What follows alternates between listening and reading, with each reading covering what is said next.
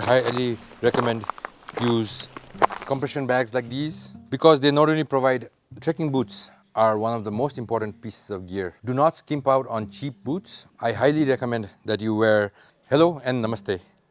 My name is Jwalant Guru and I am the Chief Adventure Officer and owner at Crystal Mountain Treks. We are a trekking company based out of Kathmandu, Nepal. We've been in business for over 3 decades, and in this video, I'd like to talk to you about what to pack for a trek in Nepal. Let's start out with your bags. You'd need 2 bags, 1 day pack. This could be between 20 and 30 liters, and a duffel bag. This could be 80 to 120 liters, depending on which trek you're going on and how much you're allowed to carry. Your day pack should not weigh more than 10 to 20 pounds. This is the pack you'd be carrying in the day with all your essentials. Your essentials could mean your water, sunscreen, your camera, your layer or 2, and snacks. Your water bottles, please bring at least 2 bottles, 1 liter bottles, and of the 2 bottles, 1 should be a wide mouth bottle because this will allow you to use a styrofoam that we provide on the treks. At Crystal Mountain Treks, if you don't have a duffel bag or if you're worried that your duffel bag will go through harsh use, we rent out these duffel bags for our clients for free, for no charge. And we also rent out sleeping bags. Our sleeping bags for the cold region treks are rated to 0 degrees, and they're made from synthetic, so they're a little bulky. So for those, you need bigger 120 liter bags that we can provide. A porter will carry 2 duffel bags. Depending on the trek, you're allowed between 12 to 15 kilograms each. That translates to 26 to 33 pounds per person. You will not have access to the duffel bags throughout the day because the porter will tie 2 of these duffel bags together and carry it, and he will be walking at his own pace, so you will not be allowed to take out stuff from your duffel bag. So everything that you need for the day you should carry in your backpack. So I'd like to talk to you about the use of porters. It's not that you're having someone carry your stuff for you. You should look at it as you're providing employment to a Nepali. I have had a lot of strong friends who are good climbers, and they have no qualms about employing a porter. It's not because they cannot carry their own stuff. It's because they want to provide meaningful employment to a Nepali. Now let's move on to our feet. Your trekking boots are one of the most important pieces of gear in your trekking list. I say boots because I highly encourage you to use boots that come up to the ankle or at least above the ankle. That will prevent any twists, any ankle injury. Remember, while trekking in Nepal, it's not like trekking back in your home country. The trail always goes up and down and up and down, and there are a lot of small rocks and pebbles all over, so there is a risk of twisting your ankle. But a boot will help prevent that. Besides a boot, you could carry a pair of camp shoes or flip-flops that you can wear after you get to your lodge in the evening. After your boots, you have socks.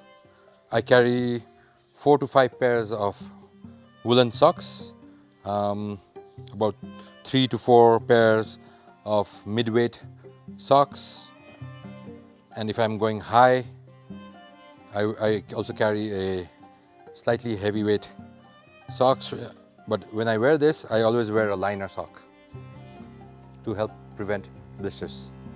I carry 2 pairs of long underwear,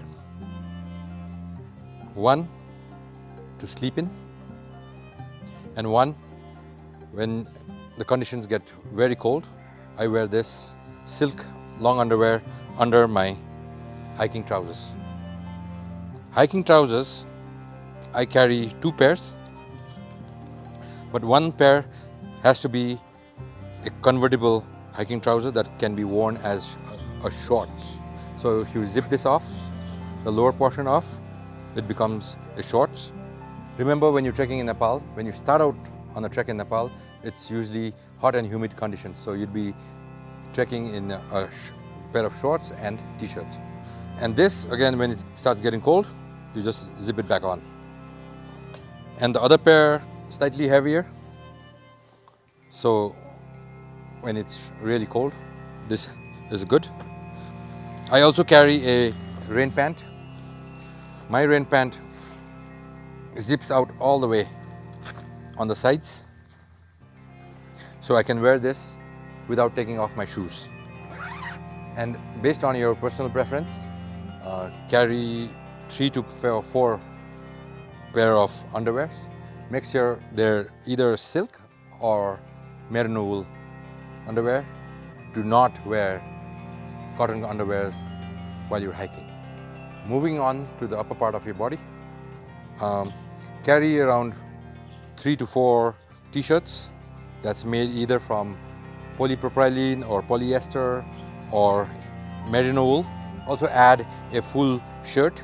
Merino wool is very good. Do check out our video on layering, where we talk about the different layers and how to trek using layers. After your base layer, you have your mid layer. A fleece would be a good mid layer. At Crystal Mountain Treks, we provide this fleece as a souvenir for all our trekkers. This is a fleece made by Everest Outfit, which is a Nepali brand. On top of your mid layer, you'd wear a parka. So it could be a light down jacket.